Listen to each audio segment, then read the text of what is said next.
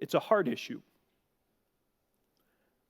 Because God knows before anything ever happens physically, it happens in your heart.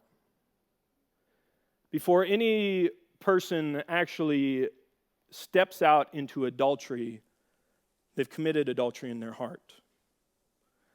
They've longed after something or someone else.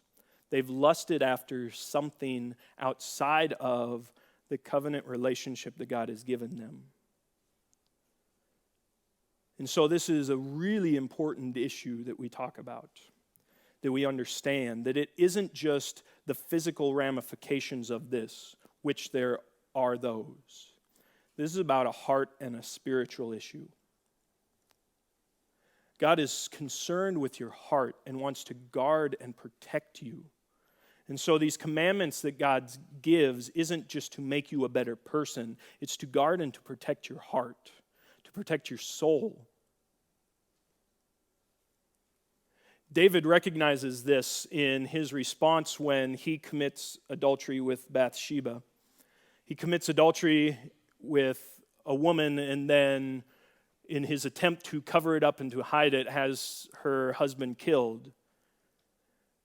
But in that, the prophet Nathan comes to David and confronts him on his sin and lets him know that God sees his sin, no matter how he tries to hide it.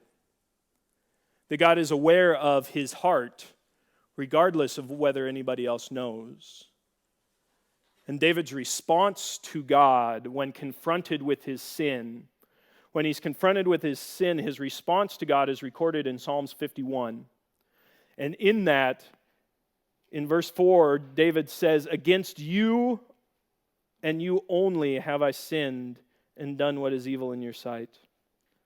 And in verse 10, he goes, "Create in me a clean heart, O God, and renew a right spirit within me." What David recognizes here is that the bigger issue was his heart. That his bigger issue was he had given into his fleshly, selfish desires in his heart, and that led him to adultery. And so as we look at this and as we go through this, this isn't a physical battle that we're talking about. A lot of times growing up, for me, I know that growing up and being a young man and facing the struggles of pornography and those things, for a very long time, I thought that it was about me being stronger. That it was about me controlling myself. But what I have learned over time in my relationship with God is that it's not a physical battle, it's a spiritual battle. It's about my heart. The Bible tells us that we do not wrestle against flesh and blood, but against the principalities and the powers of this world. It's a spiritual battle that we're in.